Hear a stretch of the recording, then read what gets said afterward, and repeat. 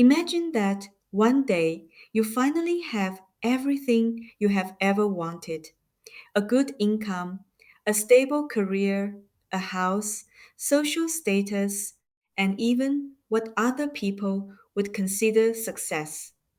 But when night falls and you are alone with your thoughts, you still have no idea why you are alive. Could that really be called success? Now imagine the opposite. Someone has no impressive resume, no great fortune, and very little public recognition. Yet this person knows exactly who they are, why they are alive, and where they want their life to go. Could this person actually be the freer one? 2,500 years ago, Confucius addressed this very question in the Analects. Hello everyone, I'm Manya. Welcome to Life Wisdom. Today, we're going to explore one of the foundational texts in the history of Chinese thought, the Analects. Many people assume that the Analects is simply a book about obeying rules, behaving morally, and becoming a proper person. But once you truly understand it, you realize that it is concerned with something far more fundamental.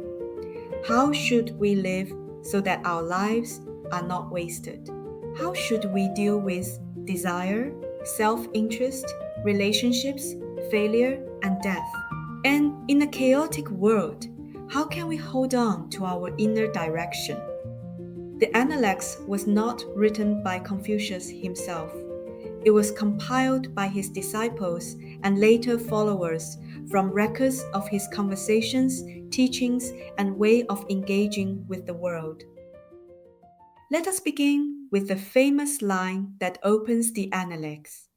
To learn and to practice what one has learned, is that not a joy? This is often interpreted simply as, isn't it a pleasure to learn something and review it regularly? But learning here does not refer only to acquiring knowledge.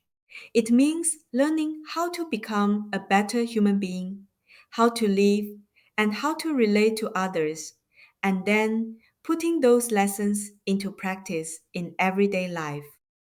In other words, the true measure of whether you have learned something is not whether you can explain it. It is whether it has begun to change the way you live. For example, you may have read many books about emotional regulation, but if you still lose your temper whenever something goes wrong, then that knowledge has not yet truly become part of you. Confucius also said, learning without reflection leads to confusion. Thinking without learning leads to danger. It means that learning without thinking leads to no real understanding. Just become overwhelmed by knowledge. But if we rely entirely on our own thinking and refuse to learn from the experience of those who came before us, we can just as easily become trapped within our own limitations.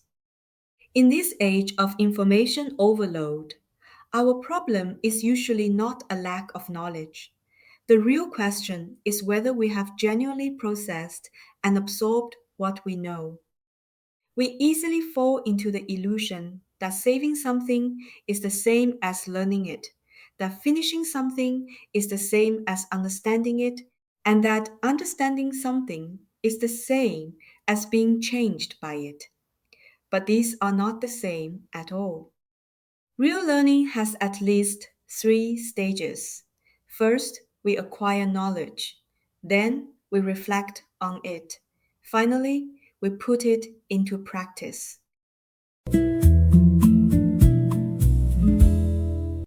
Confucius went on to say, those who know it are not as good as those who love it. Those who love it are not as good as those who delight in it. In other words, knowing that something is good is not as powerful as genuinely enjoying it. And enjoying it is still not as powerful as finding real joy in doing it. At first, you may tell yourself, I should exercise. Later, that may become, I enjoy exercising. Eventually, you no longer need to force yourself at all. Your body naturally wants to move. That is what mature self cultivation looks like. Good choices gradually become second nature.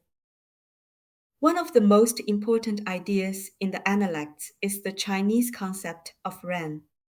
There is no single perfect English translation, but at its heart, it means being fully humane, treating others with compassion, wisdom, and a sense of responsibility. For Confucius, being humane does not simply mean being nice. Good intentions alone are not enough. True moral maturity requires both kindness and sound judgment. There is a famous example in the Analects. Two of Confucius' students, Zilu and Ranyu, asked him essentially the same question. When you hear of something that ought to be done, should you act on it immediately? Confucius told Zilu, not so fast. But when Ranyu asked the same question, Confucius told him, yes, act on it. One of the students standing nearby was confused. Why would Confucius give two different answers to the same question? Confucius explained that Ranyu tended to hold back, so he needed to be encouraged to move forward. Silu, on the other hand, was naturally bold and impulsive, so he needed to be restrained. True wisdom does not mean applying the same rule indiscriminately to everyone. It means understanding the person, the circumstances, and the right response for that particular moment. This closely resembles what the ancient Greek philosopher Aristotle later described as the golden mean, the right balance between two extremes.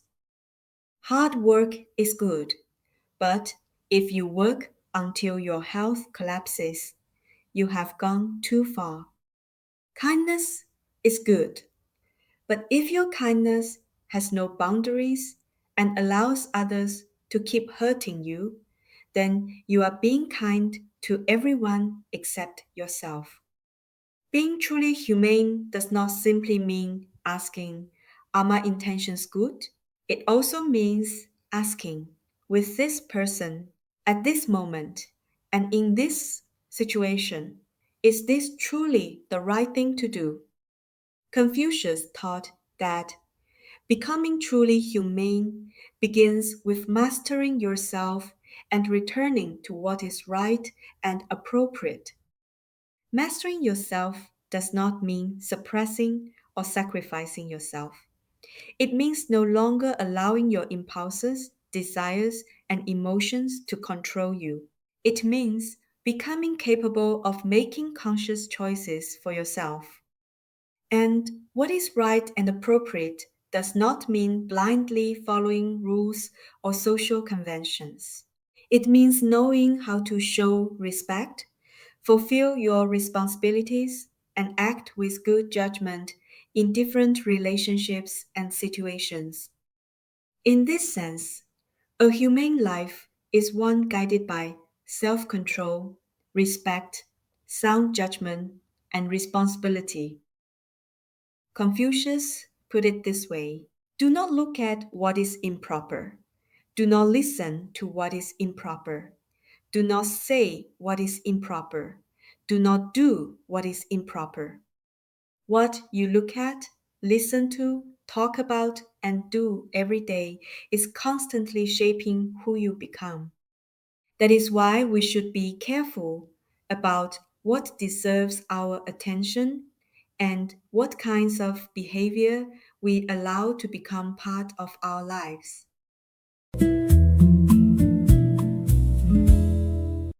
Confucius also said, by nature, people are close to one another. Through their habits, they grow far apart. Human beings may begin life with similar basic natures, but different habits eventually lead them in completely different directions. What truly transforms a life is often not one dramatic decision, but the small things we repeatedly do every day. Confucius then said, "The cultivated person looks within, the small minded person looks to others." A mature and cultivated person first examines what they can ask of themselves. An immature person begins by making demands of everyone else. If you constantly blame other people and make them responsible for your life, you gradually become more powerless because other people are outside your control. But someone who is capable of honest self reflection becomes increasingly powerful. Through reflection, that person gains the ability to change, grow, and improve. Confucius also observed that people can live without excessive worry or fear when they examine themselves honestly and find no reason for shame or regret. This is why the attitude toward mistakes found in the Analects is so valuable. Confucius believed that making a mistake is not necessarily what destroys a person. What truly causes damage is refusing to correct that mistake because you need to keep believing that you were right all along. Some people pay a much higher price for protecting their pride than they ever would have paid for the original mistake. They make the wrong decision and then spend years trying to prove that it was the right one. A truly mature person can say, "I didn't understand before. My judgment was wrong. I owe someone an apology." They can admit these things because their sense of worth is not built on the belief that they must always be right. If you're enjoying this way of returning to classic texts to see life more clearly and cultivate greater wisdom, please consider subscribing to the channel. Every week, we explore enduring ideas from philosophy and psychology and connect them to modern relationships, anxiety, and personal growth. Liking this video and subscribing to the channel also help these ideas reach more people who may need them. Thank you for your support. Next, the Analects turns to human relationships. Someone once asked Confucius, "What do you think about repaying resentment with kindness?" In other words, if someone hurts me, should I still respond by treating that person well? Confucius replied, "Respond to injury with fairness and kindness with kindness. When someone treats you well, you respond with kindness. When someone harms you, you do not need to retaliate, but neither do you need to tolerate the harm indefinitely. Instead, you respond in a way that is honest, fair, and appropriate. If you need to say no, you can say no. If you need to leave, you can leave.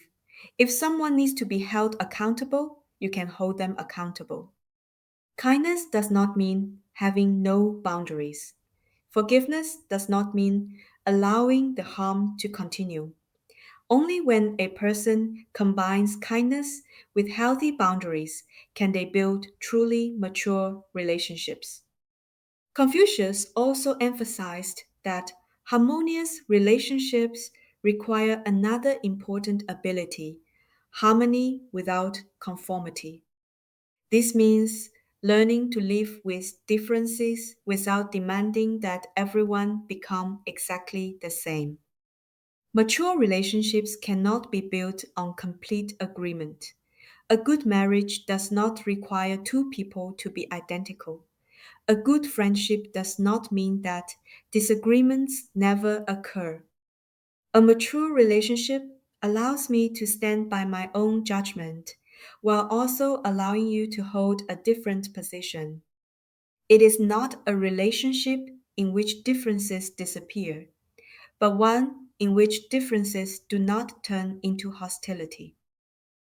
Confucius said that there are three kinds of beneficial friends: those who are upright and principled, those who are sincere and trustworthy, and those who are knowledgeable and broad minded.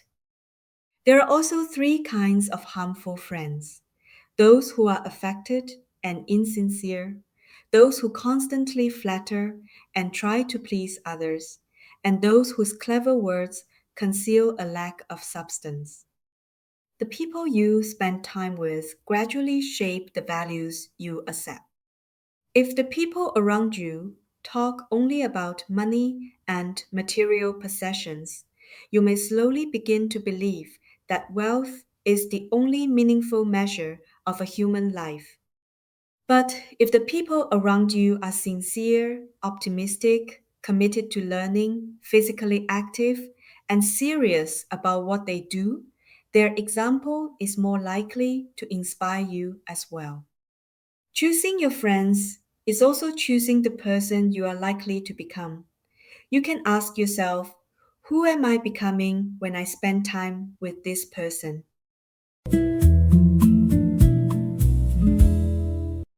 Next, Confucius turns to wealth and success.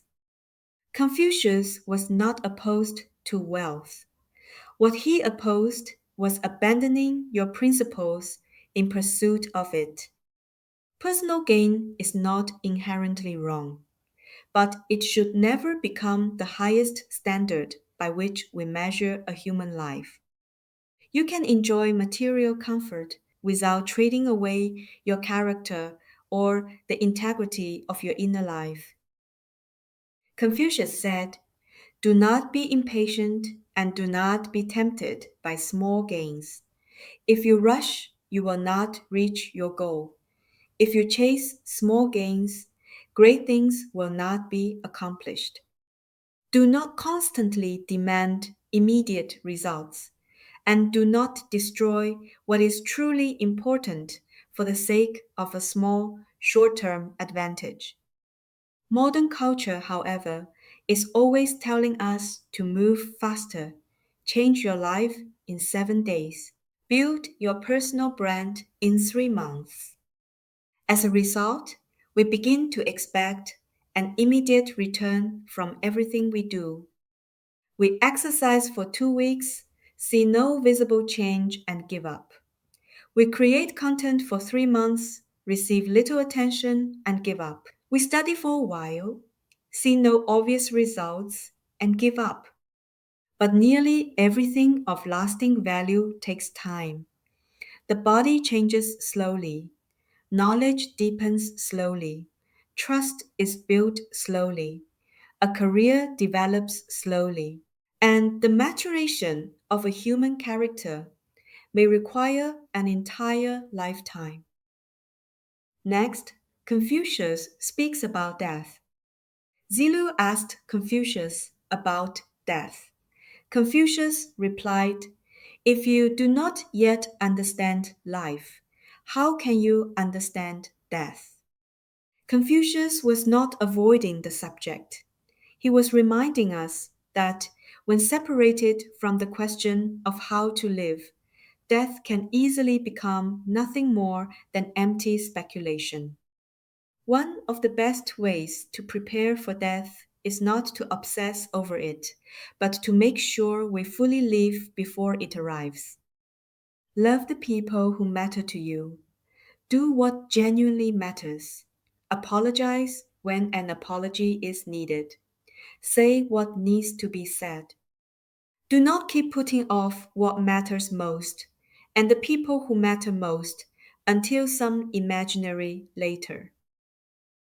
There is also a beautiful story in the Analects, in which Confucius asks his students to describe their hopes for their lives.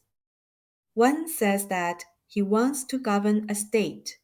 Another speaks about strengthening its economy. Another wants to serve in important public ceremonies. Finally, Zhendian describes his wish. When spring arrives, I would put on light clothing and go to the river with a few adults and children. We would enjoy the breeze on the terrace and then return home singing. When Confucius heard this, he let out a long sigh and said, I agree with him. I especially love this passage because modern society has turned even personal growth into a source of pressure. Become more efficient, set more goals, achieve more. But if we are always chasing the next goal, when do we actually begin to live? Confucius reminds us that life is not only about striving, it is also about experiencing. It is not only about becoming better, it is also about appreciating the simple fact that we are alive.